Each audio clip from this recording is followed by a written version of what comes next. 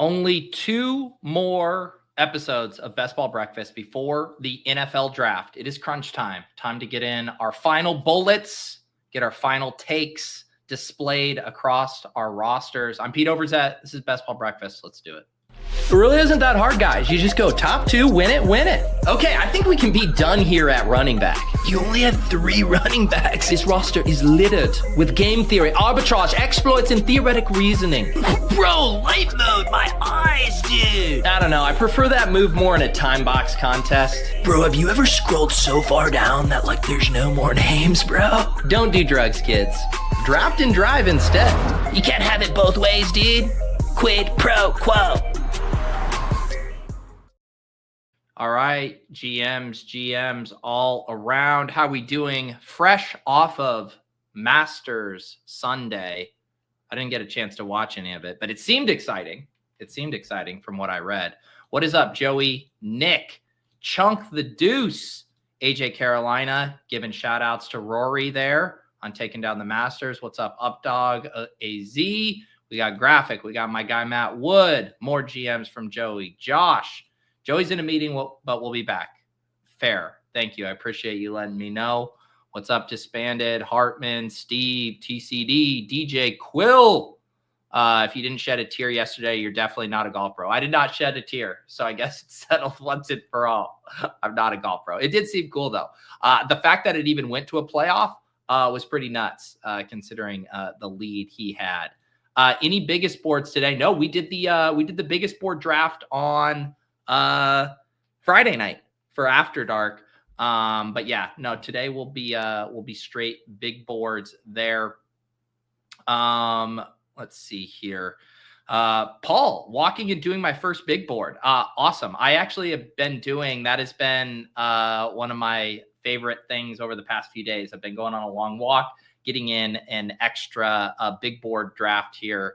And speaking of big board drafts, I am in one right now. Let me get the screen shared here.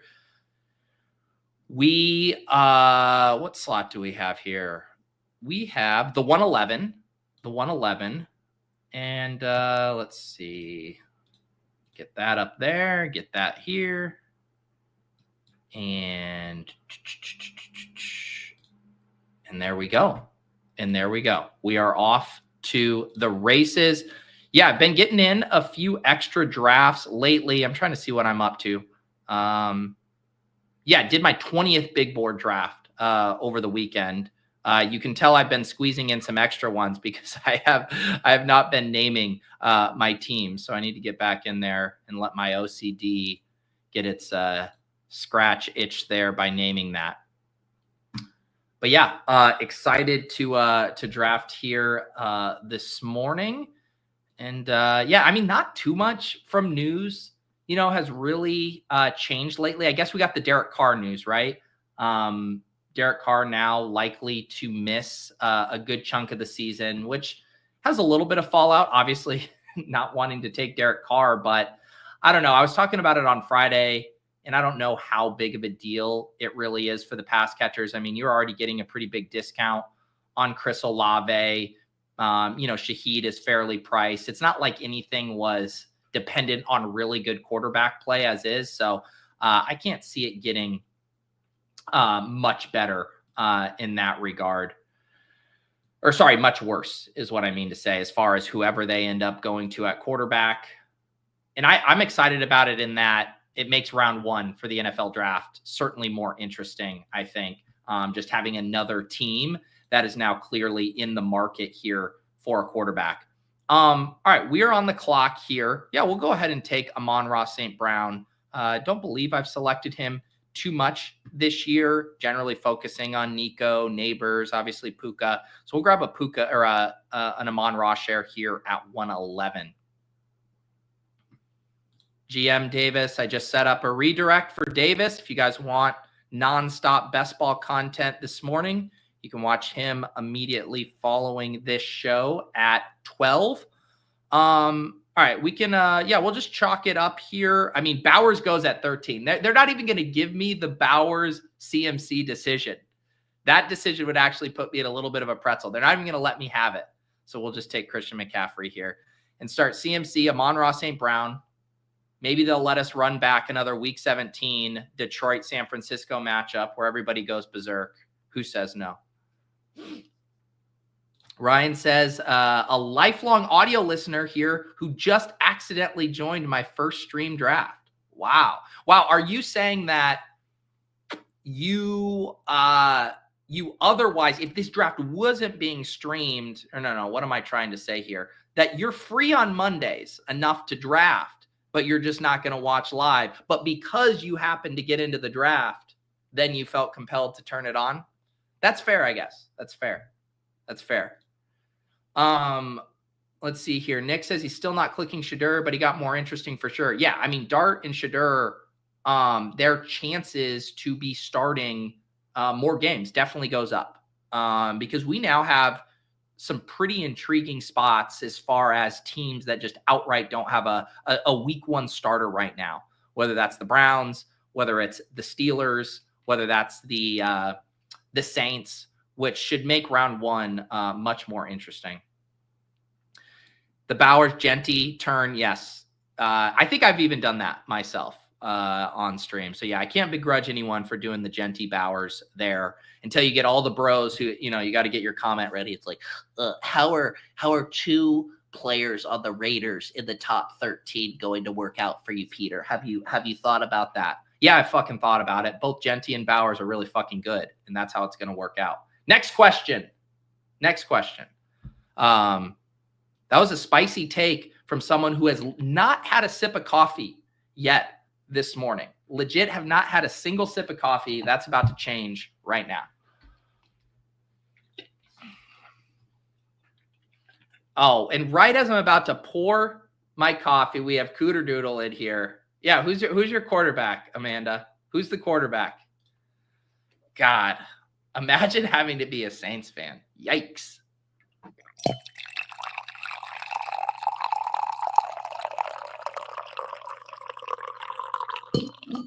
All right. First sip of coffee. This is gonna hit better than usual. Had a few little fires I had to put out this morning, was scrambling. Had to watch April for a little bit this morning and just didn't get the coffee in. So we saved myself for best ball breakfast. Trying to see what's our landscape looking like here. I've been seeing this more and more. The Jamar Chase, T. Higgins, and then just auto-clicking Burrow at the 4-5 turn there. One thing in some of these drafts, and I mean, I'm sure you guys have realized it too, but like the quarterback avalanche is so real. We had one on Friday night in the biggest board draft. It seems like every single draft, nothing is safe from a quarterback perspective. Like the one thing I was thinking about, so yesterday I did a draft and I took DJ Moore and Romeo Doubs. And if this was BBM, I would almost always push Caleb around past ADP, right? His ADP is like 95. In this draft, I had a pick at 92. And in the big board, I'm just like, no fucking way. I am not messing around. People will take unstacked Caleb without even hesitating. And same thing here with this Chase Higgins start. I think in BBM, when the rooms, I don't know, maybe the ADP settles. Maybe I'm just wrong. Maybe the QB chaos is here to stay. But if this were last year and you had Chase Higgins, you could easily push Joe Burrow a full round past ADP. But right now, I'm telling you, this drafter has to take him at the 4-5 turn because there's no way Joe Burrow is coming back to him. I'm still not doing the Breece Hall thing right now. I want to continue to see how much he's going to drop. I will go ahead and grab Rashee Rice instead. But yeah, the quarterback thirst is absolutely out of control. Absolutely out of control. And so you gotta plan accordingly. You gotta plan accordingly.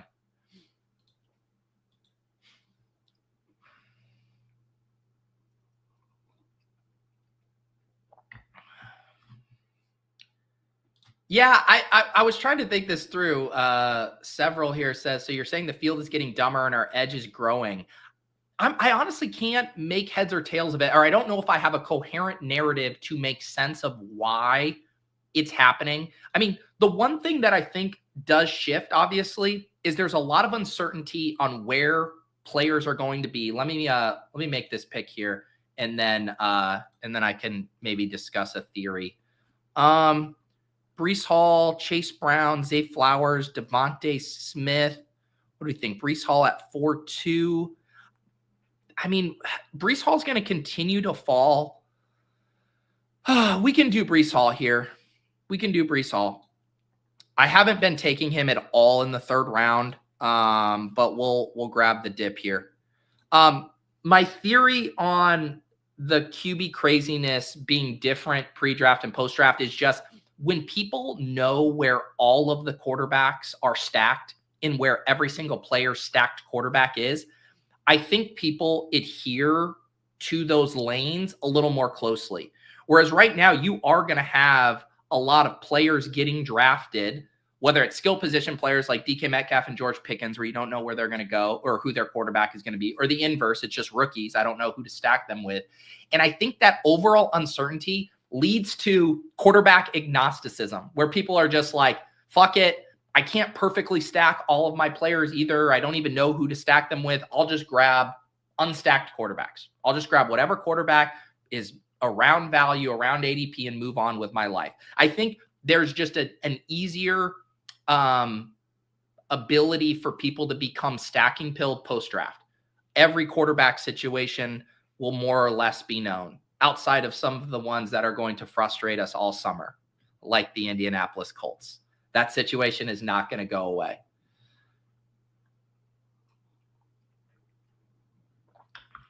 This is another good point too, the schedule with the bye weeks. People will become very conscious of not overlapping their quarterbacks with bye weeks.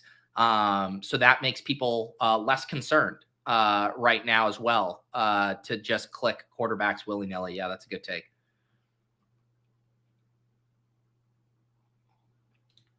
Josh thinks post-draft quarterbacks will fall with guys like Henderson, Hunter, Golden, etc. being big risers. Yeah, maybe. But for all of those risers that you're talking about, you're also going to have fallers, right? You're going to have a bunch of running backs. Like, one of these running backs, I'm telling you right now, like one of the running backs, even on the board, probably is going to take a value hit, probably like in round 4. It'll be like the Bengals surprise us and take a running back. It'll be the Bills surprise us and take a running back or something. So for all of those risers who hit really nice landing spots, you're going to have some veterans. You'll have some rookies who lose draft capital that we didn't expect that fall. So I think that stuff kind of ends up being a wash.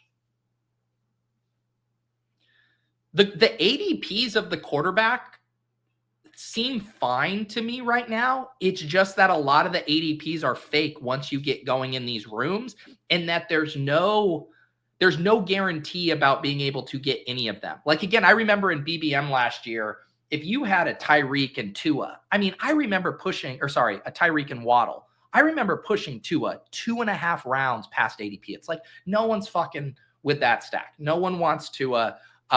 Whereas in one of these drafts, it's like someone only has one quarterback and they're at, pick 130. Fuck it. I'll take Tua. Yeah, the mentality is just a lot different pre-NFL draft.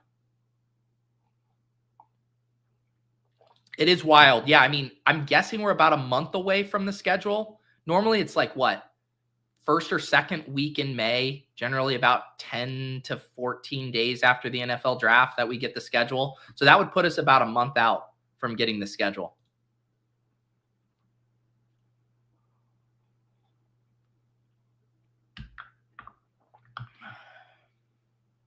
And this is the reason why I just don't fuck around with it anymore. As Chad says here, you can get to pick 155 and it's legit nobody starting left at quarterback. Yeah, I had in that draft I was doing yesterday. Yeah, here's the team. So I had the start with Rome and DJ Moore. And so I just took Caleb Williams right at ahead of ADP there.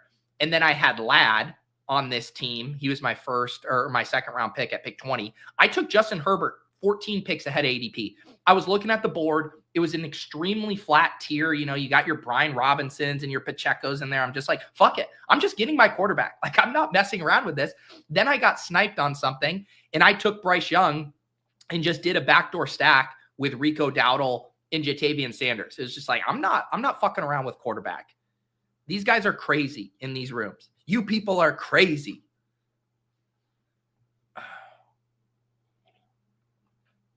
Let's do Jauan Jennings first. We already have CMC. We can try to build out a bit of a 49er stack here, and then we'll see what comes back to us at 6-2. So far we got Christian McCaffrey and Breece Hall at running back. We got Amon Ra, Rashee Rice, and Jauan Jennings. And look at this, is the drafter from the one hole. They're like, hey, Peter, watch me push Joe Burrow around. Watch me push Joe Burrow. They took James Cook and George Kittle. They have Jamar Chase, T. Higgins. Do you guys think they're going to be able to get Joe Burrow back? Are they going to get Joe Burrow back? I am fascinated to see how this plays out. I'm going to take Deebo here.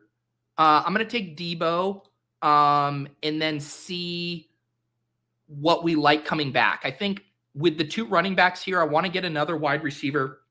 I like Deebo at this spot. We can also see if Mahomes comes back around. We'll see. But I am fascinated right now to see if this Burrow push works. After I just said we live in a lawless big board society, this is just not going to happen.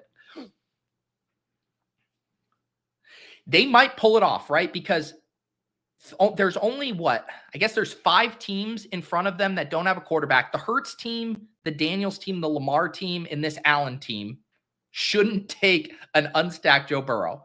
So that leaves you with 4 other teams here that don't have a quarterback. The Chase Brown drafter, where's the Chase Brown? The Chase Brown drafter is already picked, so they're in the clear there. Is Yannick 8 going to pull this off? Are they going to pull off the Burrow slide? If it's the same movie that I see every time I'm in one of these big board drafts, they do not pull it off. But we have rational drafters in here. Imwald, I see, is in the 2-hole. Jump Free isn't going to do it. It might come down to this Nate H51. It might come down to Nate H51. I will get massive kudos to Yannick if he pulls this off, because getting to grab James Cook and George Kittle there and land the double stack coming back, that's nice. That's very nice. I think they might do it. I just went on a whole rant on how you can't do this, that you can't possibly push Joe Burrow around, and now they're going to pull it off. Unbelievable. Unbelievable.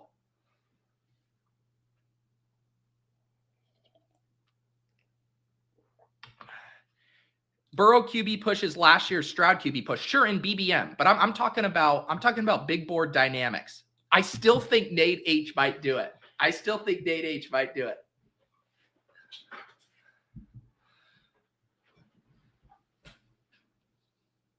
Look at this, bleeding down for the Burrow auto. See, that's the most tilting thing. Okay, Luther Burden. All right, I don't think Imwald's going to do it. Maybe Imwald would.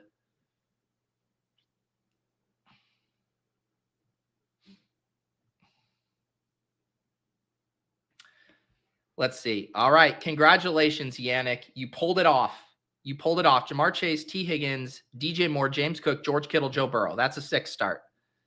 Because the 2v2s on that are pretty big, right? I mean, you're looking at, if you're looking at running back tight end, it's like Najee Harris and TJ Hockenson versus James Cook and George Kittle, just by waiting there if you're going quarterback, running back. Pretty nice.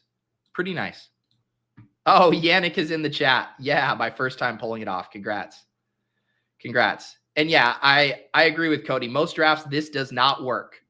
But again, I don't mind it. I don't mind pulling that off, right? Like, the goal of all of this is to build a super team, a special team that can go on an insane run and win $250,000. And continually taking the same, the amount of Jamar Chase, T. Higgins, Joe Burrow teams that don't have James Cook and George Kittle with it is going to be a ton. This is probably one of the only teams that looks like this, because they also got a James Cook fall too, right?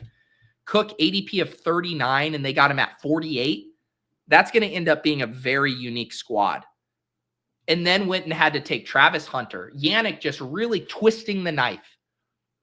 I've been streaming for 20 minutes, and I've talked more about Yannick's team than my own.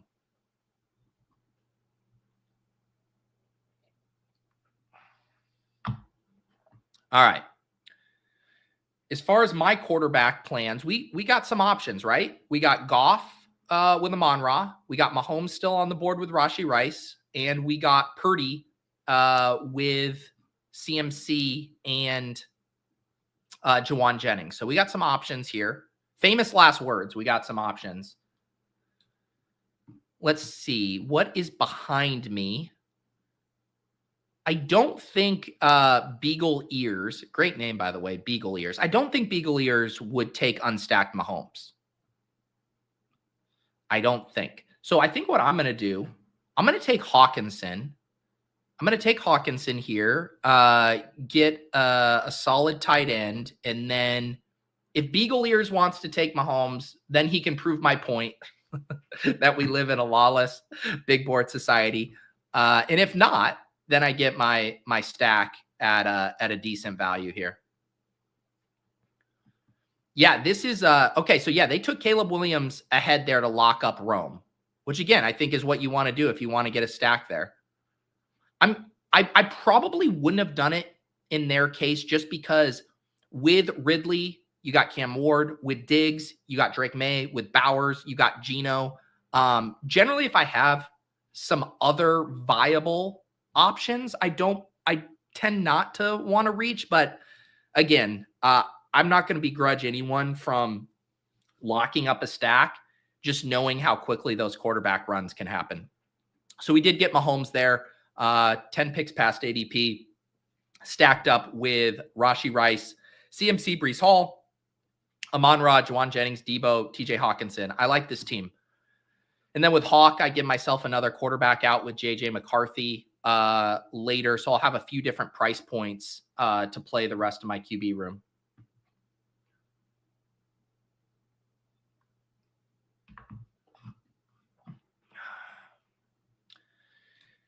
Interesting take. I got Mega Shadur, most mispriced player in the pool. Okay, so this is what I'll say. I don't think it's bad to have a decent amount of Shadur. Like, I think I have a good bit myself. We could go check my exposures. I disagree with him being the most mispriced player in the pool. And the reason for that is a lot of how we're going to feel about Shadur is going to be twofold. And it's mainly going to be centered around how much draft capital is spent on him.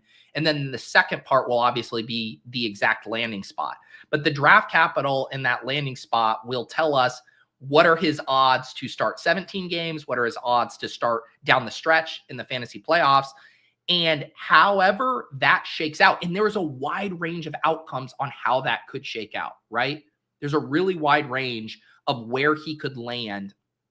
And if his outlook for starts is more bleak than we would want, then he is not the most mispriced player on the board. So I have a hard time saying that definitively about a guy whose range of outcomes is still so wide. I can see, but this is, again, coming from someone who has a decent amount of Shadur. I mean, if we go over here, where am I at? Okay, I'm at 12.5%. So nothing too crazy. My highest drafted quarterbacks, Geno Smith, Brock Purdy, Kyler, Stafford, Mahomes, Baker. I'm pretty spread out. Nothing too interesting there. But yeah, I don't mind Shadur. And I think the Shadur value or the floor has gone up post the Derek Carr stuff, just opening up another team who's going to be in the mix to wanting to draft around one quarterback.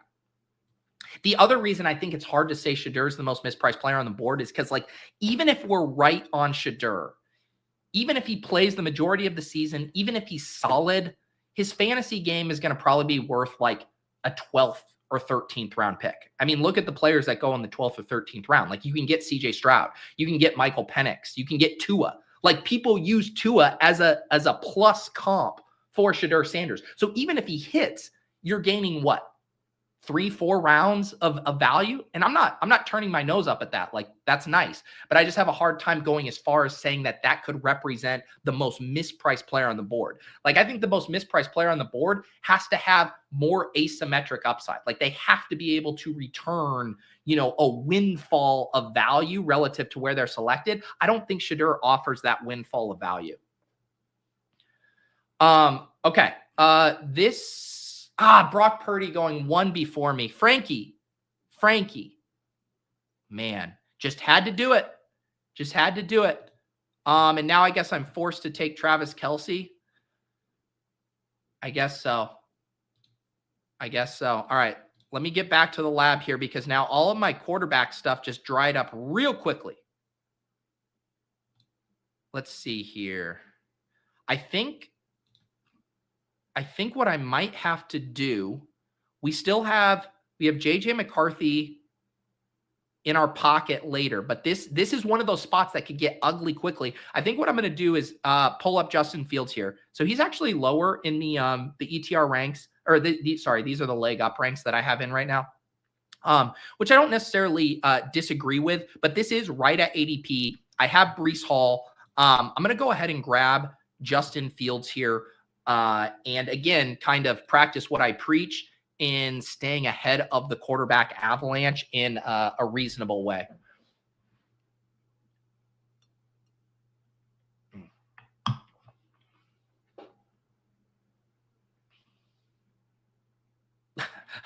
I also don't disagree. Ayuk is the most mispriced on the board. He's asked. The Ayuk, again, this is a guy who was getting drafted in the second and third round, who is now going like 50 spots later. I would say him sucking has been fully baked in to the market. So I would have a hard time saying he is the most mispriced player on the board.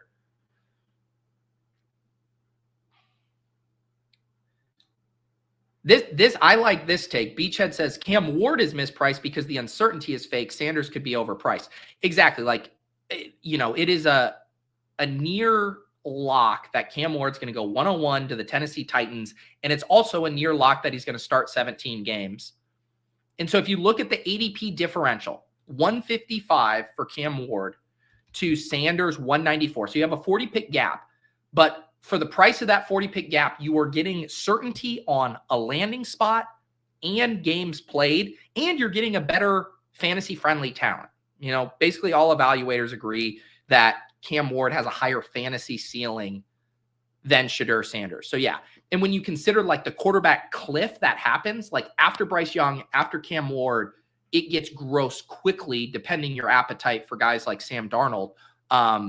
So yeah, I'm with you. I would much rather cost adjusted. I'd much rather be in on Cam Ward in the 150s than Shedeur in the 190s right now. But all of this said, like if you are going to find yourself in a corner at quarterback and you're trying to work your way out, I would much rather do it with a Shedeur Sanders or a Jackson Dart, whose probability of starting in the fantasy playoffs at the very least is much higher than say guys like Kirk Cousins, than guys like even Russell Wilson. I think you could even toss in Sam Darnold there, because if the Seahawks draft a guy like Jackson Dart or even a Milroe or something, like there are very strong chances that you get a meltdown from that veteran quarterback, and all of a sudden the new rookie on the bench starts to look pretty good to the coaching staff as an option down the stretch. So yeah, I'm not going to throw too much shade on Sanders and Jackson Dart and those guys, because I think your chances of getting starts in the fantasy playoffs is fairly high. Yeah, I completely agree. Sam Darnold, mad sneaky bench risk. And I don't even know if it's sneaky. Like we saw him get benched on a really good team last year, just having an absolute meltdown in one of the best environments you could get. I think it's more likely that he does get benched than that he doesn't. All right.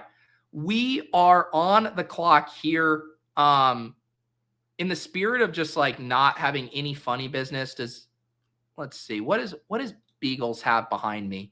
Does he have any Minnesota? I don't think he's going to take. I don't think he's going to take anything there. Let's I don't have a ton of Tre Harris. Let's grab Tre Harris, and then we'll grab JJ McCarthy and be done at quarterback. Probably going to be done at tight end. And then I feel pretty good about the balance on this roster with CMC and Breece Hall up top. We have a pretty wide moat there for running backs, and then we can come back in the 13th and 14th round and really load up on some of these depth running back plays here. So I am, despite this wall of quarterbacks here, I guess this could be the spot. Is this a spot that you try to push McCarthy to 156? But if we look at where is the Jefferson drafter's in the 2 hole and only has Jordan Love. So McCarthy is not coming back from here. There's no way McCarthy's coming back. So I'm just going to lock up my third quarterback here with Mahomes, Fields, McCarthy, and feel fine basically playing the rest of this draft out at running back and wide receiver. I need more coffee.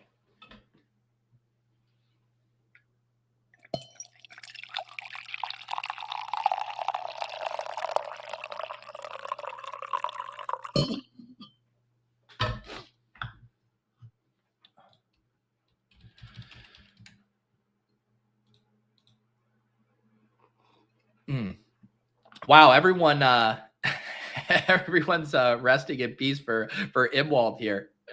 I'm telling you, and it's just the trickle down effect too of what happens in these rooms. You know, see, Frankie Dash here said, you know what? I already have Kyler. Screw it. I have Pearsall. I'm going to grab Brock Purdy. I'm not messing around. And then I'm like, fuck. All right, then I'm not messing around. I got to get Fields. Next thing you know, we're all tripping over ourselves to make sure we get our quarterbacks. And it is like a game of hot potato. Or no, is it hot potato? No, it's more musical chairs. It's musical chairs. We're going around the circle, and every time the music stops, one more chair is getting removed. That's the analogy I'm going for here.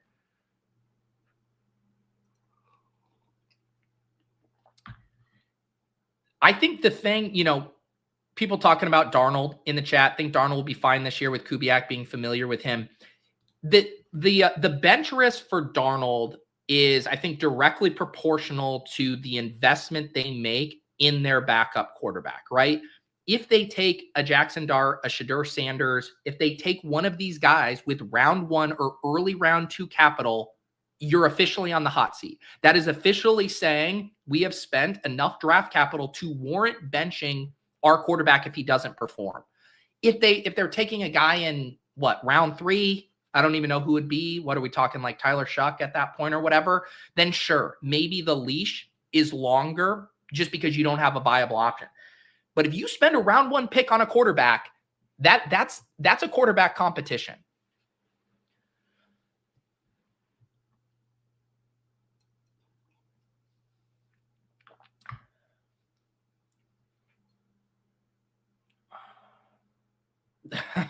Peter is part of Big Shuck because I talked about him hypothetically as a 3rd round pick to the Seahawks. You know what I will say, what I capitulated to? I took my first share of Kyle Williams in a draft over the weekend. I finally capitulated to big Kyle Williams.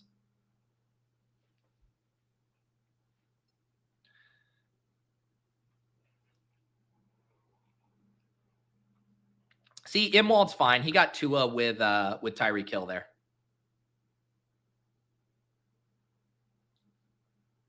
Tell me this isn't real. Jumfrey says Cleveland meeting is pushing Shuck at 102. There's no way that's real.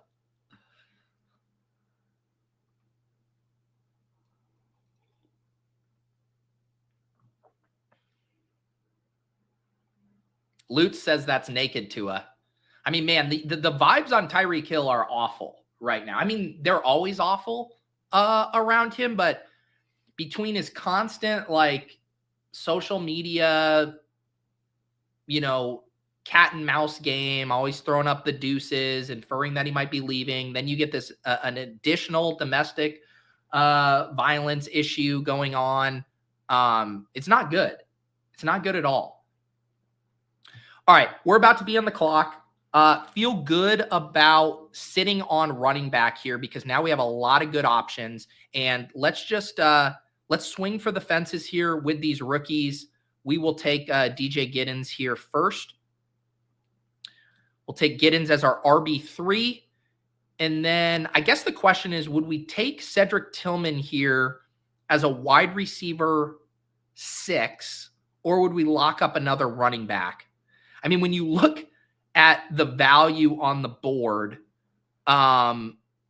it's going to be a string of running backs here after. I actually haven't taken a lot of Cedric Tillman. I think I might mix this up because I'm almost always taking a running back in this spot. I'm okay at wide receiver, but I'm not awesome with Amon Ra, Rashee Rice, Jauan Jennings, Deebo, and Tre Harris. So I think if Cedric Tillman is here, I'm going to grab him. I think it will legit be my first share of Cedric Tillman. RJ Harvey goes too, which also makes my decision easier. He would have been my preferred stab at running back to grab Giddens and Harvey. So let's go ahead and grab a Cedric Tillman share. And just getting, maybe some upside there as far as, perhaps the quarterback situation is better. I've liked what I've seen from Tillman. Just a lot of uncertainty in that offense. What happens if they add Travis Hunter? Obviously, you still have Jerry Jeudy there. I think it's like kind of comparable to the Leggett bet as far as the type of player and upside/downside you're getting. But he's cheaper than Leggett. I guess Leggett has a path to less target competition than Tillman does. But I think both those teams could add a wide receiver in the draft. So anyways, that's me trying to talk through selecting my first share of Cedric Tillman there. So here's the team through 14 rounds. We got our 3 quarterbacks, Mahomes, Fields, and McCarthy. We up to 3 running backs now, CMC, Breece Hall, and DJ Giddens. We got 6 wide receivers, Amon Ra, Rashee Rice, Jauan Jennings, Deebo Samuel, Tre Harris, and Cedric Tillman. And then we got our 2 tight ends, TJ Hockenson and Travis Kelce.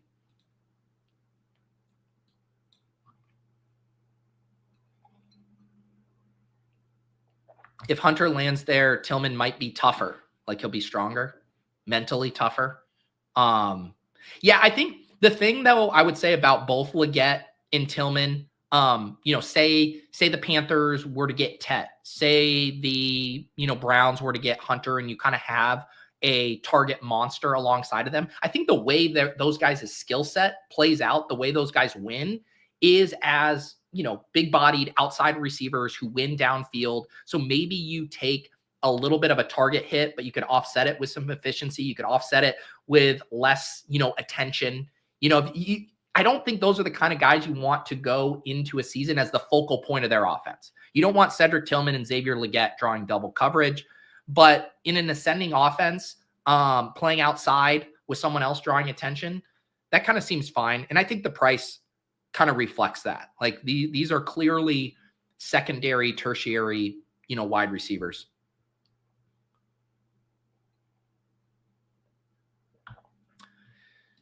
Tim likes Tillman, says there's a real chance the Browns pass on Hunter. Yeah, that is kind of like the latest. It's funny how every week there's kind of a different ebb and flow to what the consensus is for the top of the draft boards. And we just got out of the week where Travis Hunter kind of was the consensus, but I don't know. It still seems like a lot of stuff is on the table for the Browns there at 102. My favorite Browns scenario is what Thor mocked over at Fantasy Life. They take Hunter and then they trade back into the middle of round 1 and pair him up with Shadur. That seems pretty fun. All right, we're back on the clock here. Man, that running back tier that I was looking at got absolutely wiped out there. Wow. I guess that makes sense based on ADP. Let's keep getting a little rookie upside in this room, and then we'll come back and grab another running back at 16-2. Let's go ahead and grab Jack Bech here. Grab Jack Bech. And so now we got Tre Harris and Bech as our rookie wide receivers. We have Giddens as our rookie running back. I got to toss the people some rookie love here.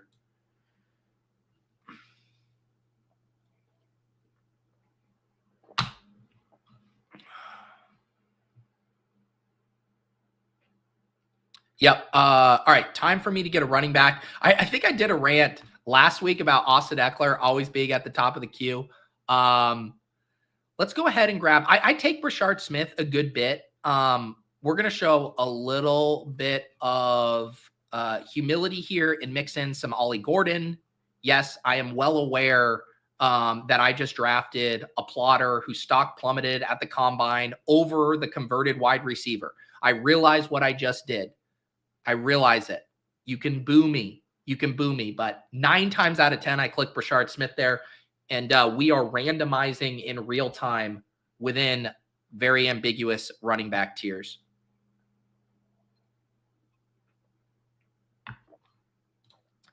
I've been wondering this too. Run Good Rook says, when is Keenan Allen signing? He's my most drafted player right now. I have no clue what's going on with that. Has there been any reports?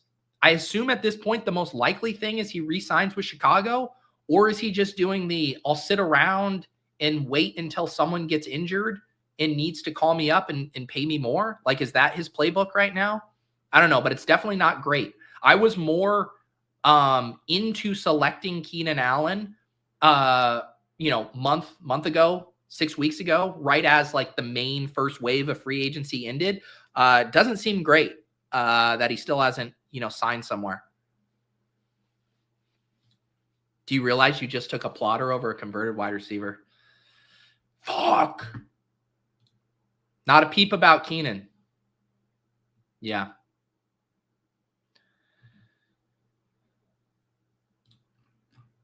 Yeah, I thought my prediction early in offseason would be that he signed with the Patriots and then they did the Diggs thing. Apparently, I don't know, was it in the Ship Chasing Discord? Someone had shared a video of Stephon Diggs training recently. It was our guy Buck. And he looked pretty good. As far as recovering off of his injury there. So good news that the Diggs rehab is going well.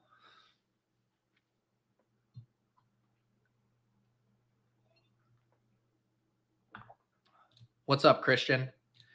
Sus likes Eckler in 0 RB rooms. Absolutely. And that's how, I'm kind of, in a room like this where I have CMC, where I have Breece Hall. Yes, I guess my running back room's thin. I think I could have justified it, but absolutely. Like if you have that kind of room where you have Trevion Henderson and then you grab Judkins and then you grab Scatabo, and you're just loaded on rookies. And the situations might be a little murky for them at the outlook. Maybe they're in timeshares. I think what's going to happen with a lot of those situations, example of like Cam Scatabo, this is another one that Thor mocked, going to the Commanders, right? Which is funny because we're talking about Austin Eckler, but you could see a scenario there where it's kind of a mess of a committee at the start. Brian Robinson's still getting his looks. Eckler's coming in on passing down. But Scatabo all of a sudden, is getting mixed in. And by week 7, week 8, they're like, screw it. We're just going to have Scatabo be our featured back because he can do both the short yardage and the pass catching stuff. That said, during those 6 to 7 weeks that the committee is shaking out, having a guy like Eckler would probably need to make a better example since they're on the same team. But having a guy like Eckler who can, give you some points there, I think makes a ton of sense. All right, what do we want to do here? We're at a 3-4-7-2. We're on the clock. We need running backs. We need wide receivers. I'm looking at Jalen Tolbert here, looking at some rookie running backs. Let's go ahead and take, let's see. We can do Trevor Etienne, grab another rookie running back here, just trying to mine for a dart that hits late here. And then we'll grab an 8th wide receiver. And then we'll have 2 more picks. Trying to think if there's anything else I should entertain at tight end right now. We could do a Jalen Tolbert here. He's another guy I have not selected much at all. I don't have any other Arizona correlation for Wilson. I've done the Yoshi Voss thing, and my grader hates it. I don't really have any good correlation tiebreakers here. Let's grab a share of Jalen Tolbert. So we got 2 more picks. We got our KC double stack, Mahomes with Rashee Rice and Kelsey. We got Fields with Breece Hall. We got JJ McCarthy with TJ Hockenson. And we're just kind of zigzagging around to build out our running back and wide receiver rooms here this morning.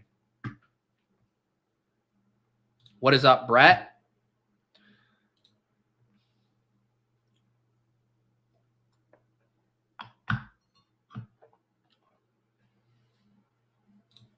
This team would be perfect if it had JJ over Tua. See, Ibwald is tilting.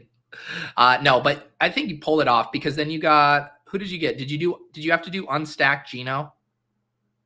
You need Keenan Allen to go to the Raiders. Actually, that's not going to happen. Or Tyler Warren. Or Tet. Okay.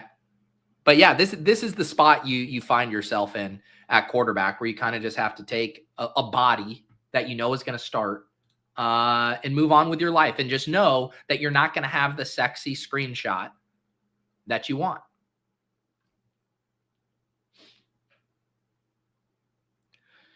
BHO Kevin says, give us a humility guy to take late in a draft today. I mean, I just did. It's Ollie Gordon.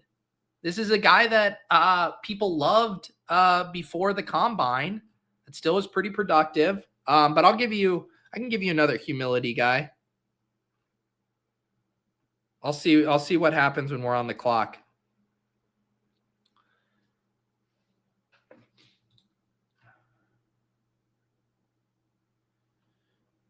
I will be reserving all comments about the Swolecast Masters Calcutta for the Swolecast overview tomorrow.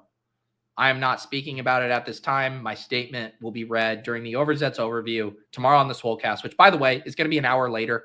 Had to move some stuff around. But tomorrow we'll have the Swolecast at 1 p.m. Eastern, and then we'll have Off and On the Clock with John at 2:30 Eastern.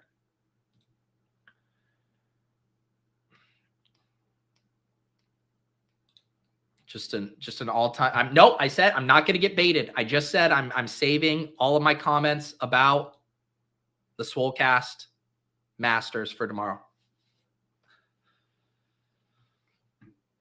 That was very fun, though. I will say, had a blast doing the Calcutta, and I'm definitely interested in becoming a Calcutta guy.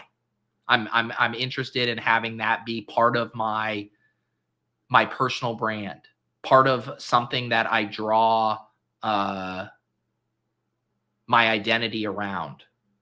Big Calcutta guy. Sporting event coming up? Yeah, let's do a Calcutta. Because I feel like for a while, the Calcutta guys, Peter Jennings, big Calcutta guy, Rufus Peabody, the guys over at Bet the Process always hear. I've always associated it with like the super rich guy thing. But the whole thing is you just do it with a pool of like-minded individuals, and the bidding will be comparable to what kind of everyone agrees upon that they want to spend in this draft. And then with the super flat payout structure that we did, it's pretty reasonable. Like you're not going to take too big of a bath the way that the payouts are structured, at least for the golf ones. So yeah, I like it.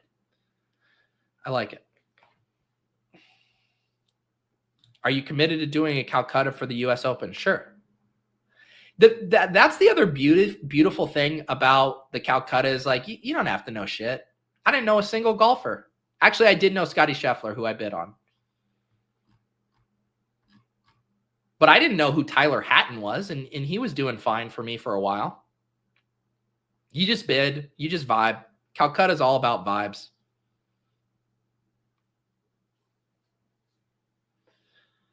All right, we got 2 more picks left. 2 more picks. Man. What do we got at running back? Holy shit. We are down in some truly, truly disgusting shit. This team's probably good at wide receiver. We could probably do the third tight end here. Theo Johnson, Mason Taylor, Elijah Arroyo. We do have to grab one more running back. Is it going to be Rocket Sanders? If your nickname is Rocket, This is how I make amends for taking Ollie Gordon over Brashard Smith, right? I draft a guy with the nickname Rocket. Yeah. Let's get a tight end here.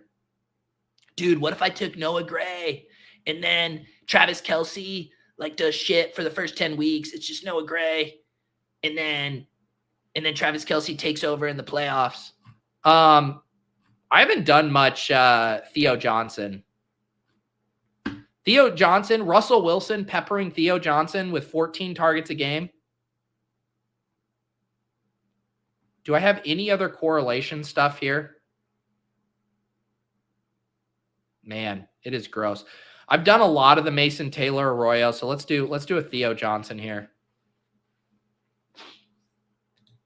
And then I upset Aaron, who said Arroyo is perfect for this build. Yeah, you're probably right. I mean, honestly, I think you can think of Theo Johnson in the same vein as a rookie tight end as far as the potential upside. But yeah, I guess Arroyo still definitely more of a black box.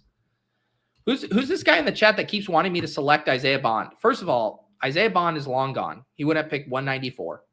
I think I've selected Isaiah Bond once. I don't mind the thought. It's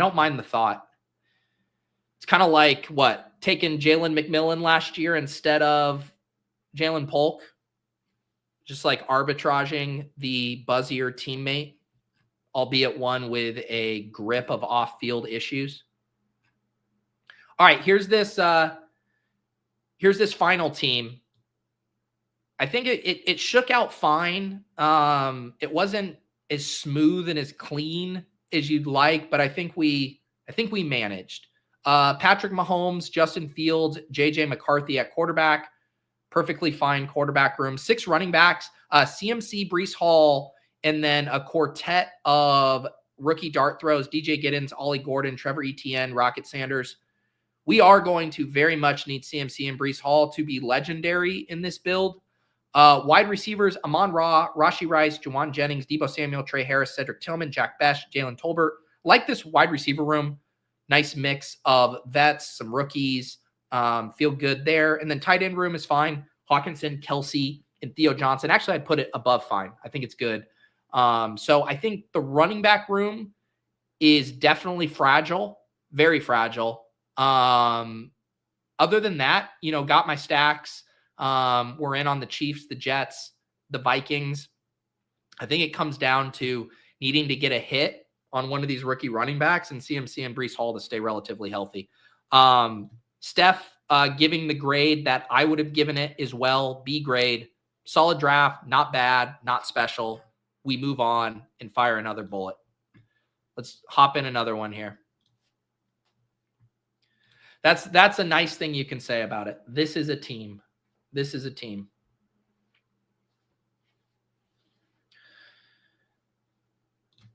Kevin is calling a shot, says Giddens is going to be getting run.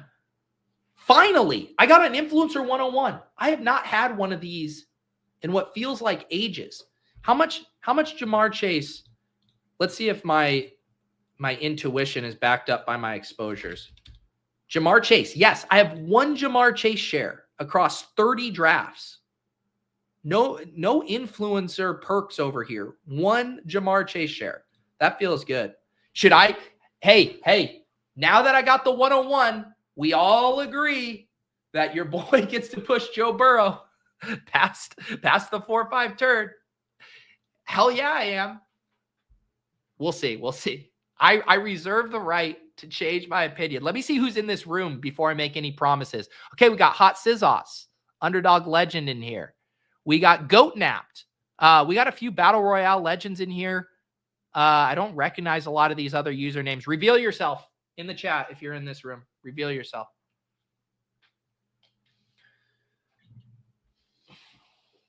Flip the board. Get out of here. I finally get a 101 and you guys want me to flip the board. Hey, how about this? Go flip the board on your own time. Flip the board with your own 101s. The 102 is the spot to flip the board. The 101, when you only have one Ja'Marr Chase share, is a time to lock him up.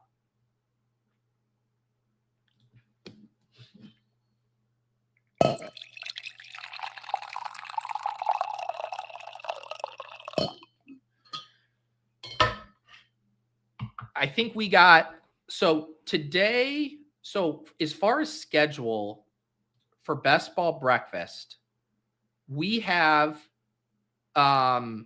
today, obviously, we have next week, the day after Easter, we'll be back. I think by next Monday, this contest could be getting very close to being filled. It's at 87.8%. We should still be good for next Monday, I think. And then the next Best Ball Breakfast after that will be for Best Ball Mania. We'll be going longer. I'm going to have some announcements about what the show is going to look like after BBM. But we'll be going back to doing 4 drafts on Mondays. So that'll be the big streaming block that we had last year. That will be returning on Monday mornings. And then I'm going to have some other announcements about shows in the future as well. I'm thinking, I haven't figured it out yet, but depending on when Best Ball Mania is looking to be launched, I might do an After Dark on that Saturday night. If Best Ball Mania is launched on the Saturday, that would be, what would the date be? The 26th. I might do an After Dark there for YouTube members, do some of my first Best Ball Mania drafts on stream. But we'll see how the schedule is looking and if Underdog gives us any clues on when the contest will be launched. But if you guys are YouTube members, you get access to all of those After Dark shows. Last weekend, or this past weekend, I did a biggest board draft with some people from the Deposit Kingdom, including Steph and Chris G. That was fun doing one of the $250 drafts if you want to become a YouTube member and check that out. And this weekend, I'm having Sean Siegel on, who I've obviously done a ton of shows with, done a ton of drafts. You guys know him from RotoViz, and then doing Best Ball Breakfast with me, obviously stealing bananas with Gretch. But I've never done an After Dark with him. Never had a chance to kind of get to know Sean more beyond his scorching hot fantasy take. So I'm excited for that. If you're a YouTube member, that will be on Saturday night at 8 p.m. Eastern. And I've been making those available in audio form as well. There's basically 2 ways to get access to that. You can be a YouTube member if you want them in YouTube form, but I also created a premium Spotify subscription. If you're just like, hey, I don't need the YouTube stuff, I just want an RSS feed so it pops up in my podcast app so I can listen to it on the go that way. There is a link down below, and you can get a subscription through Spotify for the episodes. And then on Sunday mornings, I add that video and audio to the Spotify feed. So it's basically just giving you an alternative if you would prefer your premium content in RSS podcast form as opposed to YouTube. So it's funny you say this, John. Are we streaming all 150 again? The thing is I was starting to work out my schedule in my head, and because I'm going to be doing a lot of drafts for the Deposit Kingdom channel as well, I think it might get close to having all 150 on some kind of recording. The question is, I don't think I'm going to commit to that because I'll leave that to the young guns. But it is something I am thinking about if I could potentially have all of them recorded in some form or another.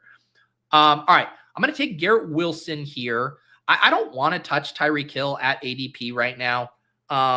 We'll go ahead and we'll do Jacobs. So we'll do Josh Jacobs, Jamar Chase, and Garrett Wilson here. Certainly could have pissed it straight yellow. JSN, DJ Moore, Devontae Adams, I think all would have been in the mix for me there. Trying to take my foot off the gas on JSN a little bit, was selecting him a ton when I first started drafting. Been trying to mix in a little more DJ Moore. Really like Devontae Adams at his price. So I could have done that, but you wanted a humility pick. There's again a humility pick, taking some Josh Jacobs there at the 2-3 turn when it doesn't feel good.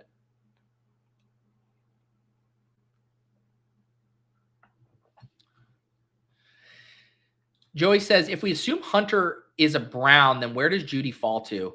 That's a really good question. I think as opposed to like the Tillman conversation as it pertains to Hunter. I do think Jeudy should take a hit. Again, it's going to be dependent on what the Browns tell us as far as how they plan to utilize him. But if the Browns went out and said, yeah, Travis Hunter is going to be a full-time wide receiver, I mean, Jeudy, there's already a lot of issues with Jeudy. We've seen, large stretches of his career where he has not performed as well as his, innate talent would indicate. I guess that's like the politest way I've ever called someone an underachiever. But I think he would have to drop. Like at an ADP of 65, I definitely would want guys like Jakobi, Jayden Reed, Pearsall, obviously Hunter. He should probably fall more into this like Downs, Diggs, Mooney range. Yeah, I don't think people still like drafting Jerry Jeudy, so I don't think he would fall insane amounts. The other thing is like what the quarterback situation is going to be. I think there's so much in flux right now with the Browns that I could see a lot of movement with their skill position players. I mean, they're also likely to draft a running back right now, right? Like their first running back that gets selected is Jerome Ford at 147. The story of the Cleveland Browns ADPs has a long way to go. I think there's a lot of movement coming as it pertains to the Browns.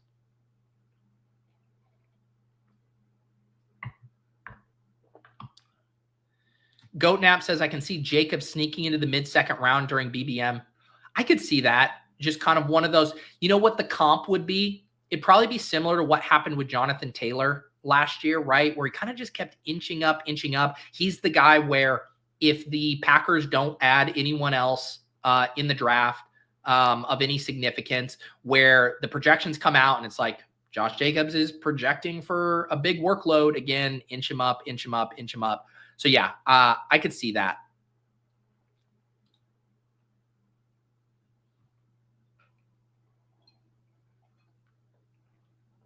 Christian is also selecting from the one spot right now in a different draft, and he went Chase, Evans, and Adams. There you go. Just a bunch of grown-ass men. I can't believe I'm going to have this decision with the Joe Burrow shit. The difference is this drafter, the T. Higgins drafter, is in front of me in the 4-hole. So I didn't even have the opportunity to do the Chase Higgins, which obviously makes the push a little more interesting. Whereas I have to take Burrow at 4-5 if I want him, because there's no way Tyler is going to pass on him twice. There's no way he's passing on him at 52 and 69. Marshawn Lloyd erased himself, brother.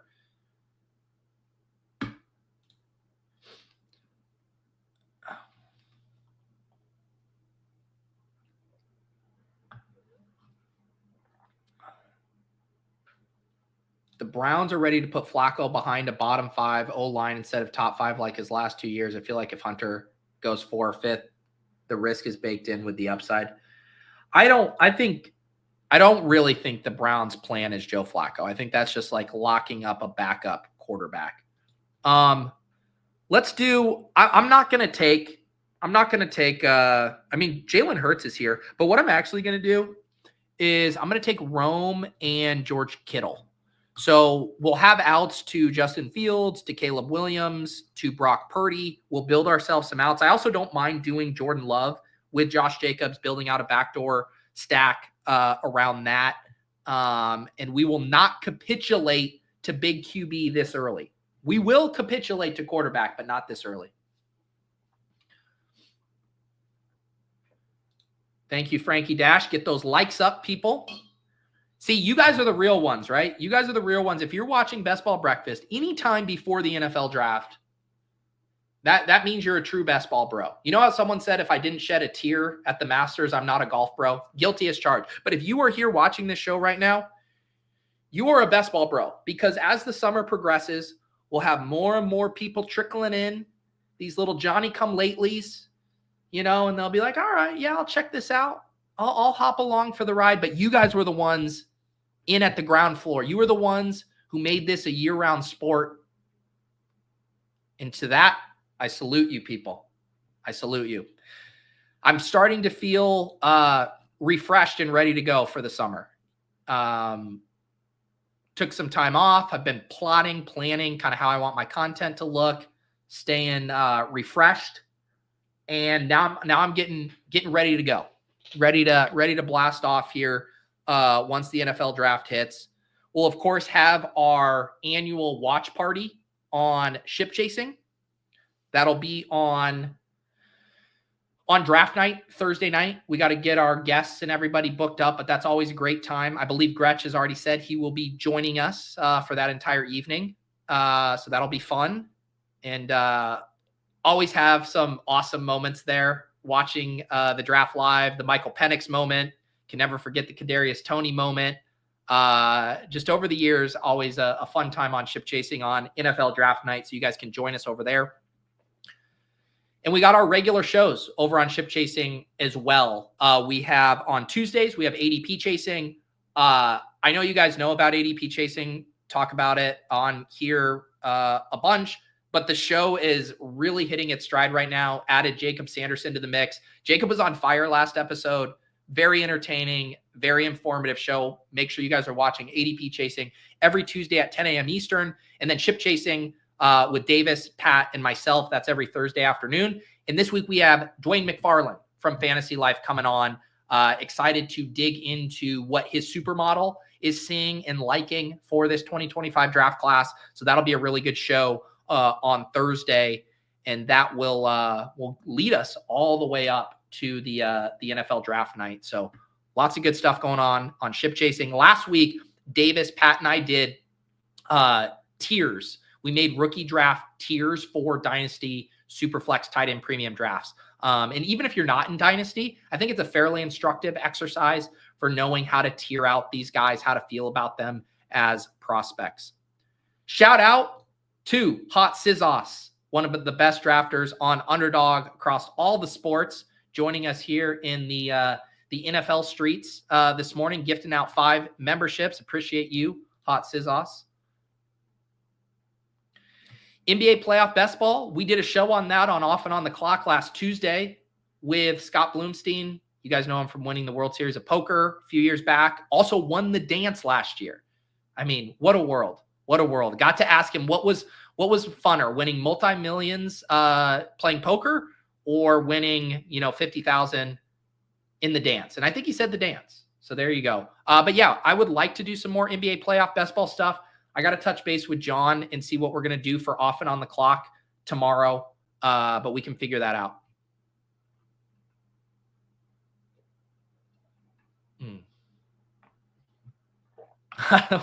What are the best ways to gaslight my Dynasty League makes about Hunter so that he falls to 111? I think you need to pull one of his cut-ups of him exclusively playing cornerback, do a few sound bites. I think it was the Titans GM that said they would play him exclusively at cornerback and then ship that off to them. Look at this. Now we're getting the Judy Fall after that. Let's do, should we grab another running back here? Should we do a James Conner? James Conner. Sure. Let's take James Conner. And let's grab, should we do Jakobi? Jakobi, I'm seeing if there's anything correlated that I should think about here. None of the San Francisco guys made it back down here. I guess we could pull up Ayuk. How about this for a humility pick? We could do Igbuka. We could do Golden. Man, I am torn here. Yeah, I think I'm going to just do Jakobi. But yeah, definitely a flat tier here as far as what these wide receivers offer. And talk about totally different flavors. You got your rookie black boxes with Golden and Igbuka and Burden. You have your kind of veteran slot receivers where the upside isn't massive, but you are banking targets in, Jakobi Meyers, Khalil Shakur. I think you could even include Josh Downs in that. You have kind of your former superstars who are now at much cheaper prices coming off of injuries with Brandon Ayuk and Stephon Diggs. I guess you could include Cooper Kupp in that mix. But yeah, definitely a choose your own adventure there at wide receiver. And let's see. our team so far now through 7 rounds, no quarterbacks. So we are going to have to keep an eye on that. But we got Josh Jacobs and James Conner, 2024 ass running back room. Wide receivers, Jamar Chase, Garrett Wilson, Romeo Doubs, and Jakobi Meyers. And then George Kittle at tight end. Joe Burrow. Oh, wow. See, this is what we didn't get a chance to talk about this when this happened in real time. So we were talking about the T. Higgins thing, right? Judson in the 3 hole starts Bijan, Lad, McConkey, Kyron. Tyler knows there's a good chance that I'm not going to take Joe Burrow at the 4-5 turn. I didn't even have a chance. Holy shit. I didn't even have a chance to take Joe Burrow. I was not paying attention to this happening. And he doesn't make it back around to 52 because an unstacked Joe Burrow goes at pick 46. Unreal. This is what I was talking about. This is what I was talking about.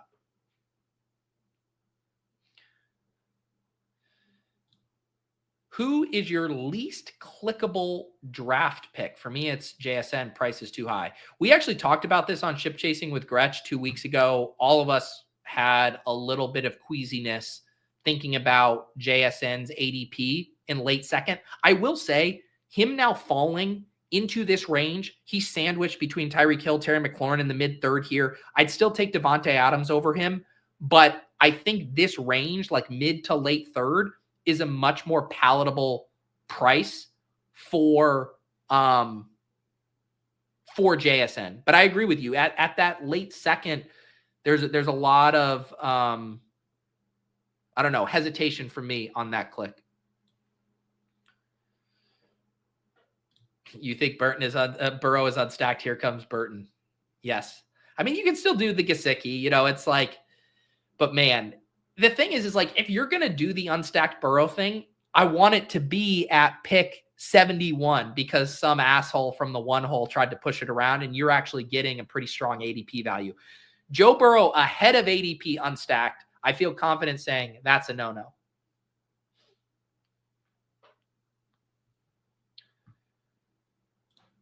Have I dabbled in the hockey playoff streets at all? I haven't. I would like to. I think John and Nez did a show with DJ and Moods, the hockey guys who always know the hockey landscape inside and out. But I would be interested in doing a hockey show. Wow, Ben says if you don't get McBride at the 2-3 turn, then just ask for a refund. You already lost. I mean, I like McBride, but I'm not going to go that far because I think you can compete with Brock Bowers. I obviously think you compete with George Kittle. I like Trey McBride, but I don't think it's a log out and push the plane if you don't get him situation. I think I would have strongly considered him and probably taken him at the 2-3 turn if he fell to me. The interesting thing about if you do want to play the elite tight ends again, which I like to with Bowers, McBride, Kittle, you pretty much have to play it from one side of the board or the other, right? Because McBride and Kittle's ADP really does hover on the front side of the board. And then Brock Bowers is now on the back side of the board, often not slipping past, pick 15. So if you're in the middle here, basically slots 4 through 8, it's really hard to get one of those guys without a reach ahead of ADP, which is kind of instructive if you want to think like, can I build different McBride teams or different Kittle teams? I guess Kittle will sometimes slide to the middle of the 5th, but his ADP has been up, right? ADP of 51. I've seen him a few times in the mid 5th, but that's more rare.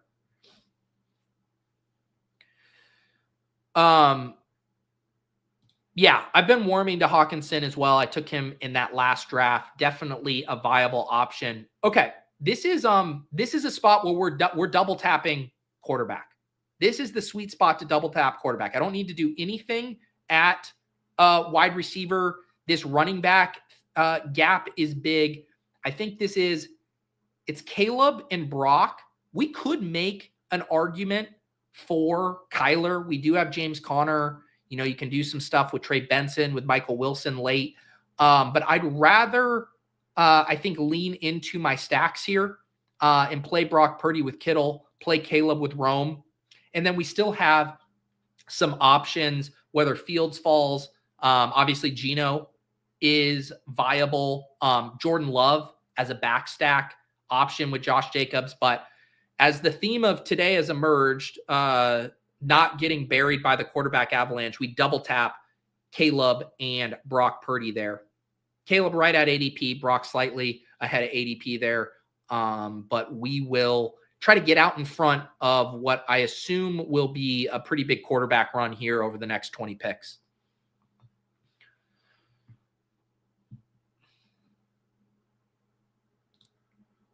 Christian says Baker Mayfield at pick 96. Baker Mayfield went in this one at 86, but yes, Baker at 96. If you got Evans, if you got Godwin, McMillan, no problems with that.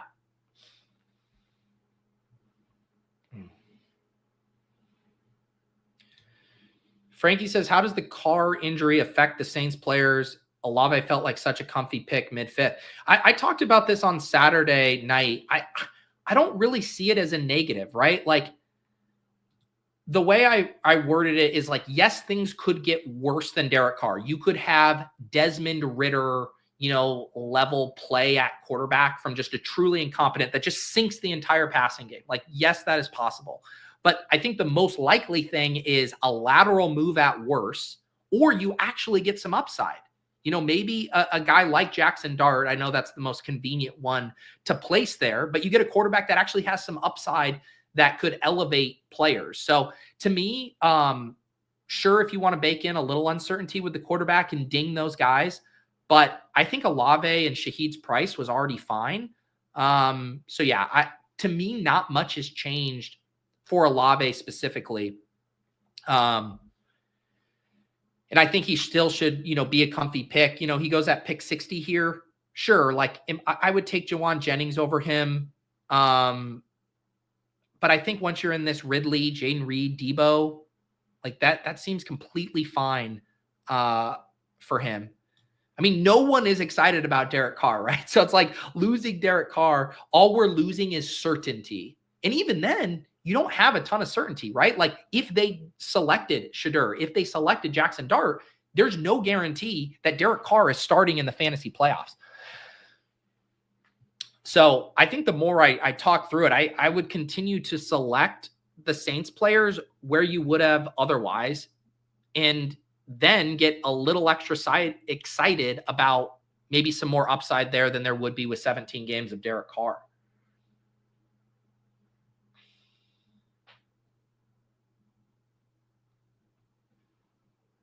Baker at 106 with Evans and McMillan. That's hot. Yeah, I've still been in on McMillan. And I think his price now sliding, ever since the Godwin re-signing. And I was fine with people saying he was a smidge overpriced. But now when you're getting him at pick 100 or later, and obviously if you compare him with Baker, I still really like that. Like, we have paid a lot more for like contingent upside, TD upside like bets in good offenses. You can go back to the Gabe Davis years when he was like a 6th round pick. Like, we have paid a lot more for that type of player. So yeah, I like the McMillan stuff in the triple digits. Someone was talking about the Travis Hunter price earlier. Where did he go in this one? Where did he go? Why can't I find Hunter? Okay. All right. Someone said the Travis Hunter price has gotten out of hand. I thought they meant like pick 75, pick 56. Okay. That's wild there. All right. We are at pick 120 here. Man,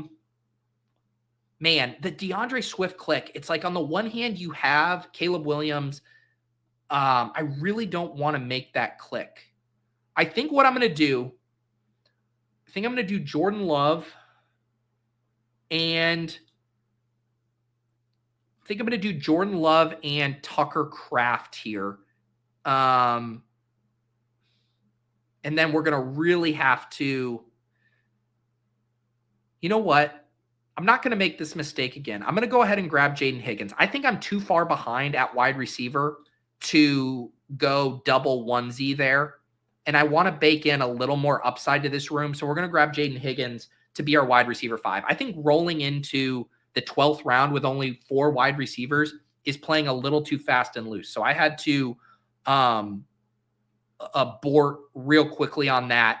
The tight end, the second tight end there just isn't as important. There's still Doubs. There's still Wicks. I already have Josh Jacobs there. So we emerge from round 11 with 3 quarterbacks. We're done there. Caleb, Brock, Jordan Love. Still got our 2 anchor running backs in Josh Jacobs, James Conner. Get up to 5 wide receivers with Chase, Wilson, Rome, Jakobi, and Jayden Higgins. I like that, like Jakobi, Jayden Higgins pairing there. And then tight end, we got George Kittle holding it down. All right, I need some more coffee here for this home stretch.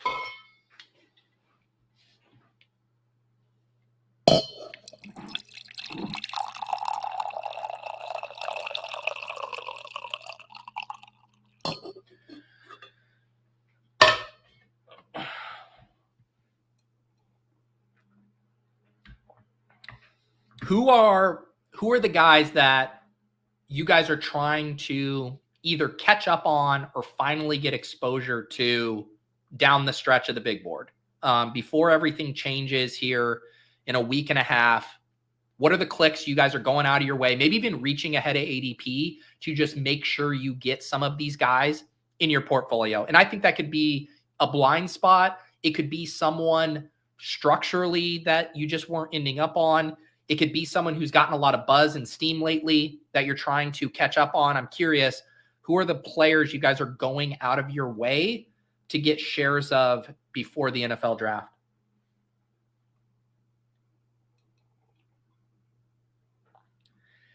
Kyle Williams, Calvin Ridley. Yep. Brandon points out home stretch Ducks. Yeah, we can do that for us. Good call. Good call. Let me get that on as I read the rest of your guys's. Get the Ducks bed. Oh, I accidentally clicked off my overlay there. Let's see. Jay Daniels. Okay. Ricky Pearsall. Yep. Nick's getting elite quarterback. Isaiah Likely. Yeah, I don't have much Isaiah Likely either. Scatabo. I agree with this one. Like, the draft capital seems pretty locked in. He's got a really fantasy-friendly game as far as being good in the short yardage and the passing stuff. Yeah, I like that call. Trevion Henderson, another guy that could rock it up if he gets first-round draft capital, which I think he's live to. Maybe not the most likely thing, but what? 15, 20% chance I could see it. Catching up on JT, Jacobs, Mixon. Yeah, I selected Mixon in that biggest board draft on Saturday night. I've been trying to get a little bit more of him as well. Travis Hunter, probably too late. Yeah, I mean, you could still get him in most rooms between like pick 70 and 75. But yeah, he is steaming hard. Dak, interesting. You know, Calvin Ridley, I think these answers, the ones that are likely to shift in one way or the other post NFL draft, Ridley's a good one, right? Because once the market knows about Cam Ward or gets the final confirmation, even though we have it now, I could see that. Rashee, yep. Savion Williams, okay. I think I've tossed a dart at him once or twice. Has there been good buzz on him? Cam Ward's a good one. I could see the certainty of him moving him up a little bit, especially if they add another wide receiver too. That's the other thing. All right. Romeo Doubs lands in our lap. That definitely makes sense. And then Dylan Sampson, I think, makes sense here too. I like how these picks shook out for me. Doubs to continue to build out our big bet on the Packers. And now I feel really good about passing on Kraft and getting Doubs instead. And then Dylan Sampson, let's get some running back upside in this room with Josh Jacobs and James Conner.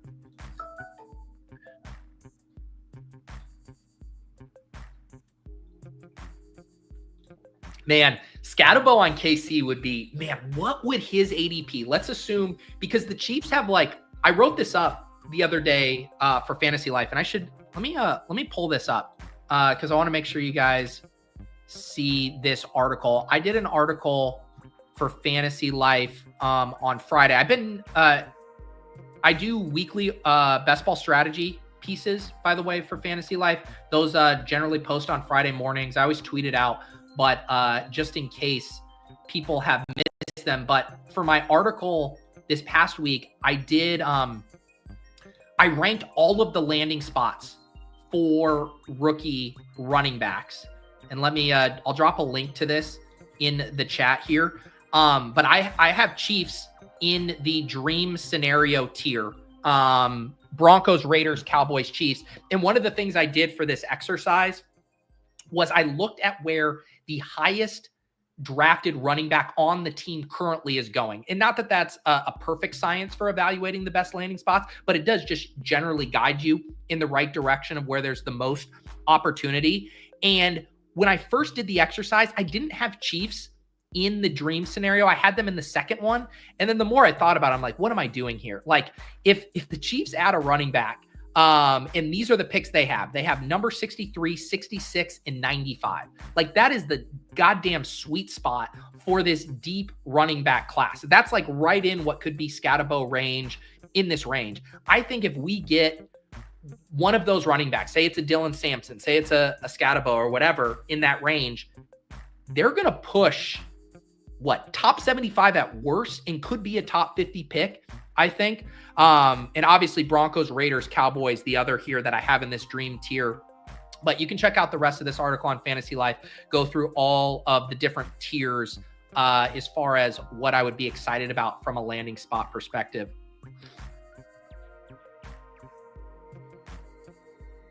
So Rondo saying Bears better than Broncos. Disagree with that. I think the Broncos are much stronger. There's literally zero competition for touches. I think DeAndre Swift will have a role, even with like a big bodied guy. Say they brought in a Quinshon Judkins, like DeAndre Swift is still going to play some football, whereas there is room for an Amarian Hampton, a Trevion Henderson to just be the full-blown bell cow of the Denver Broncos.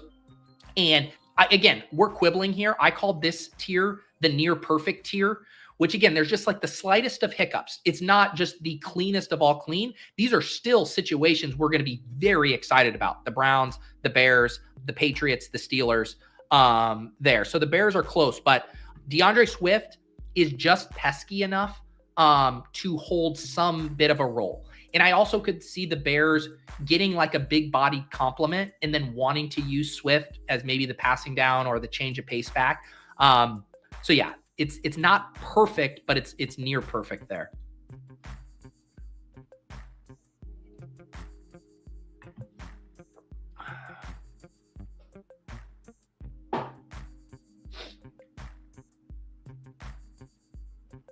Any running back that goes to KC will be pushed up to the second round by May.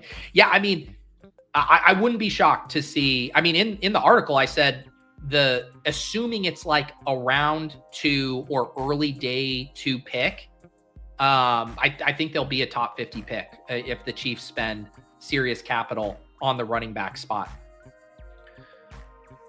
All right, we are about to pick here after Hot Sizos makes his decision. We are done at quarterback. And we got some nice options here. I think, let's see. I want to make sure I'm not missing anything at tight end. I think we can continue to push tight end. I think we double tap rookie running backs here. I think we double tap them. Devin Neal and Damian Martinez. We can kind of continue to do the exact same strategy we did last draft. You get the veteran running back, CMC, Breece Hall, and then throw a bunch of darts at the rookie running backs. Let's do the same thing here. We start Jacobs and James Conner, and then we snap off Dylan Sampson, Devin Neal, Damian Martinez here at the 14-15 turn. Now we're up to a 3-5-6-1, looking pretty at quarterback, looking pretty at running back, solid at wide receiver, solid at tight end. We can now sprinkle in some tight end darts and wide receiver darts, and I think this team will shake out pretty nice.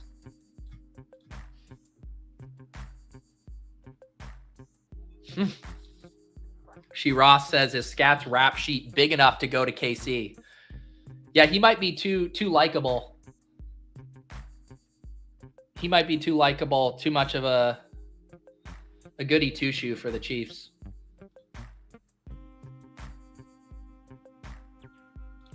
what happened to the volume on the Ducks? I'll give you the actual answer. So what happens is, and let me tell you, I'm actually curious. Let me know right now if you are listening via computer speakers or phone speakers, whatever, just regular speakers, or if you're listening via headphones, because the experience of listening to the Ducks is wildly different via speakers or headphones, because I'll listen just real quickly to the playback of the podcast when it drops in my feed, just make sure, the right file got uploaded, whatever. And when I listen to it on headphones, I'm like, holy shit, I had the Ducks music up too loud. But then like right now I have my light computer speakers on and I can barely hear it. So I'm trying to service. This is the thing, guys, when you're servicing the audio listeners, what you forget is that there are then further segmentations of that audio listener audience. There are headphone audio listeners and there are speaker audio listeners. And I am here just a mere mortal trying to service them all. Okay. Here we go. Now I get my headphones. See, the headphone drafters say the Duck volume is perfect. See, that's what I knew. And yes, exactly. See, I knew what's going on here. Speakers and it's very low. So this is the thing. This is all I can say. If you're listening via speakers and you want more Ducks, you got to ratchet it up, because you guys can always turn up the music, but you can never turn it down after the fact. These are the things that keep me up at night as a content creator, as an audiophile. I have to manage these dynamics to service the entire cohort of audio listeners.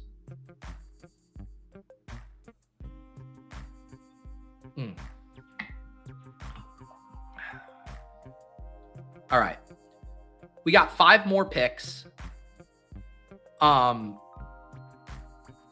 Feeling good about this draft. I think I would have been sick to my stomach if I had done my initial Tucker Kraft thing and then had a bad wide receiver run out here.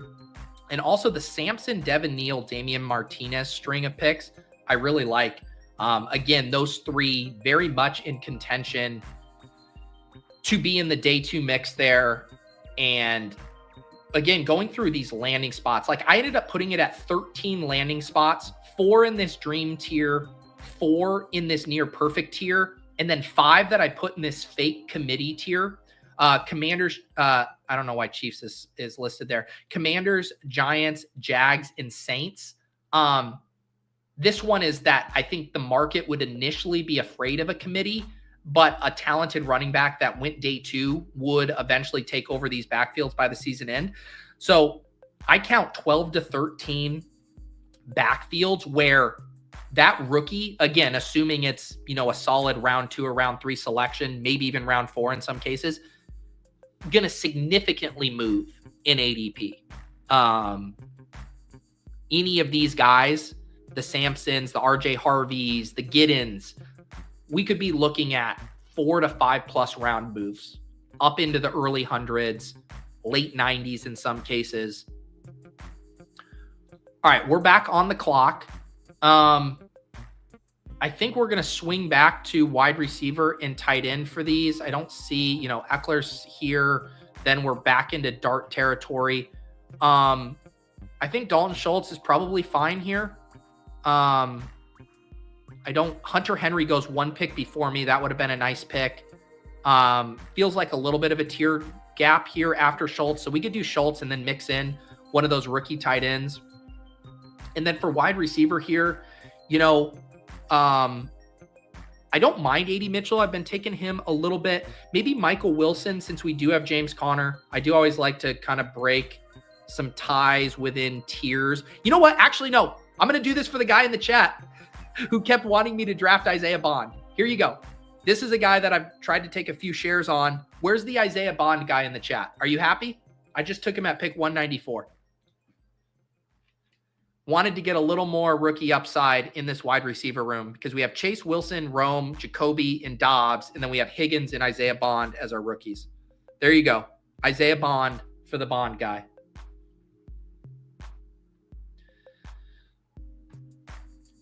Doesn't Bond have a legal issue? Yes. If Bond didn't have an issue, he'd probably be going around the Jayden Higgins range. I'm pretty sure that is why he is that low.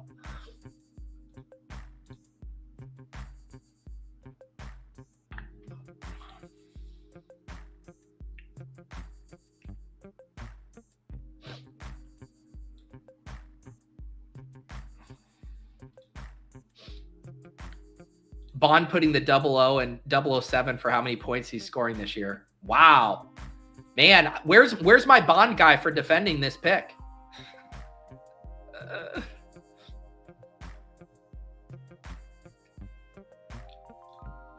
All right. 3 more picks here. Probably 1 tight end, 1 more running back, 1 more wide receiver, I think is probably about right. We're fairly balanced here, so we got some options.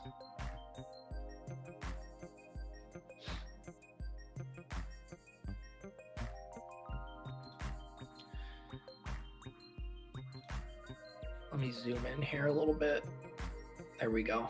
Do I have any more coffee left? Okay, I think I have enough for 1 more pour.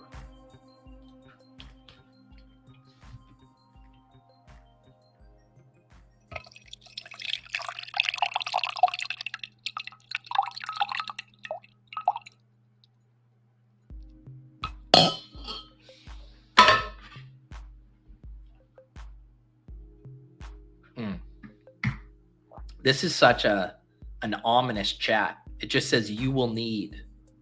I will need what? Post more. Don't leave me hanging like this. What will I need, Troy? Troy. As I mentioned, as far as servicing the audio listeners, if you aren't able to watch live, I do post the audio to all of these on the In a Vacuum podcast feed. You can search for that in your podcast app. I think if you search Peter Overzet, it will show up as well. Post the audio from Best Ball Breakfast, from Off and On the Clock, all that good stuff. Look at Paul. Paul's already back from his walk drafting, now waiting for a tow truck at an auto zone. Did you have a flat tire or something? What happened? Why do you need a tow truck?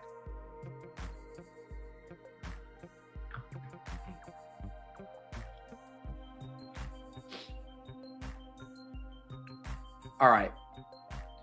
People are telling me that my Bond pick is not going to age gracefully. That's fair. Believe it or not, when I was not watching the Masters, I was not also getting police reports across my desk for Isaiah Bond. I'm worried I'm going to feel that in my grade. It's all right. You got to crack some eggs to make a big board omelet.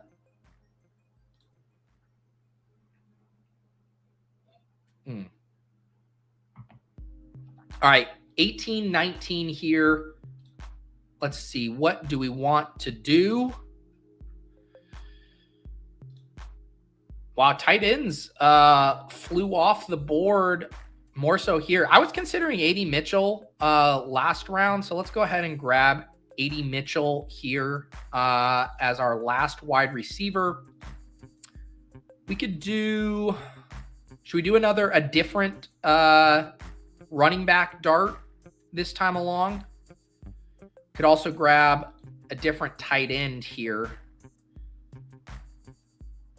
Let's grab Jarquez Hunter. Last time we did Trevor Etienne. We will mix it up and grab Hunter here as our 6th and final running back and our 4th rookie running back here. Jacobs, Connor, holding it down. The adults in the room. And then Dylan Sampson, Devin Neal, Damian Martinez, Jarquez Hunter. And then we'll probably go with a 3rd tight end to close it down.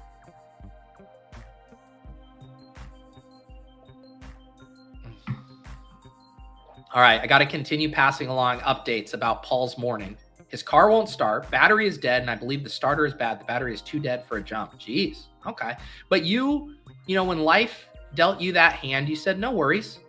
I'll wait for a tow truck, go on a nice walk, draft a team, watch Best Ball Breakfast. Not a bad morning. Way to salvage the day.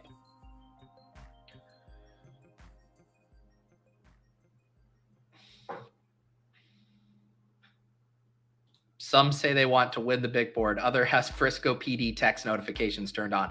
I'm just upset because I had a deal with Dave Kluge. He's supposed to text me whenever he gets off the phone with local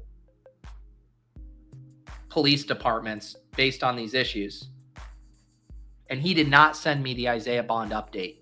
So I'm going to have to find a new police reporter. This is my this is gonna be my last draft. Davis is gonna be drafting after this. I actually my day got thrown into disarray, and I actually have to go. I'm on the clock with April here in 20 minutes, so only one more draft for me. But you can watch Davis draft, and I'm also I'm gonna have a draft video out on the Deposit Kingdom channel.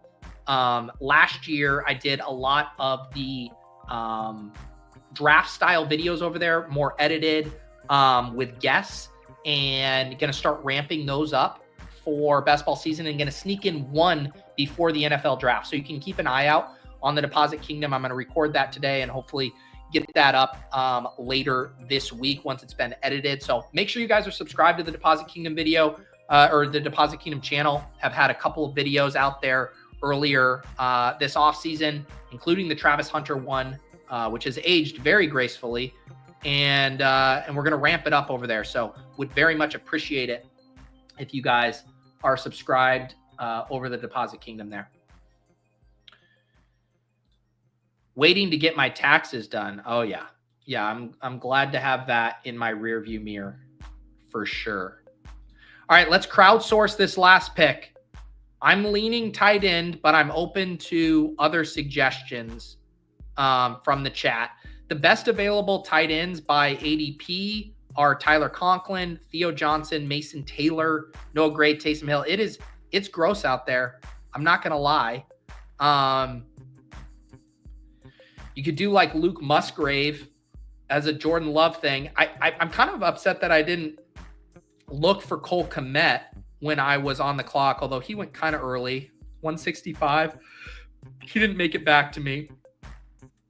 Or we could just do the Theo Johnson thing again. People like Conklin. I haven't been taking him. I guess I don't hate it. Mayer, Rucker, Taylor. Right now I have 2 votes for Conklin, 1 vote for... Oh, someone took Mason Taylor, so we already lost out on that one. Terrence Ferguson, the other vote. He's gone too, guys. Sorry. Yeah. So we'll do, we did Tyler Conklin for the people. Let me go recap this team here. And then I'm going to go be a dad. Okay. Here it is. 3683. Caleb Williams, Brock Purdy, Jordan Love. Solid quarterback room. We held true to our word. We weren't going to fuck around with quarterback today. Josh Jacobs, James Conner, Dylan Sampson, Devin Neal, Damian Martinez, Jarquez Hunter at running back. Wide receivers, Jamar Chase, Garrett Wilson, Rome Odunze, Jakobi Meyers, Jayden Higgins, Romeo Doubs, Isaiah fucking Bond. Sorry to the kids. Adonai Mitchell. Tight end, George Kittle, Dalton Schultz, Tyler Conklin. I like my stacks. We got Caleb Williams with Rome. We got Brock with George Kittle. We got Jordan Love with Josh Jacobs and Romeo Doubs. Really like this running back room. The Jacobs Connor with the 4 rookies. The tight end room is fine. The wide receiver room is solid. I would say other than the Isaiah Bond hiccup, maybe you would call it a car crash. I would call it a hiccup. I like how this shook out. Steph giving it a B+. That seems fair. But yeah, otherwise, I kind of like how this team shook out. Would have been nice to get Kmet, I think, on this team. But I think having to pass on, with Devin Neal there at 168, I don't think I could have taken Kmet over him. And so we showed patience at tight end. Once we took Kittle, we really pushed it. But otherwise, not too shabby here. I need to remember to start labeling these teams so I don't forget. There we go. All right, guys. Appreciate you. Thank you to everyone hanging out today. Like I said, keep an eye out on the Deposit Kingdom channel. Tomorrow, you got ADP chasing, you got Swolecast, you got Off and On the Clock. Thursday, we got lulls and ship chasing. And then Saturday night, After Dark with Sean Siegel. So if you guys are a member like Imwald, or you got gifted the memberships from Hot Sizzos, you guys will get access to those shows.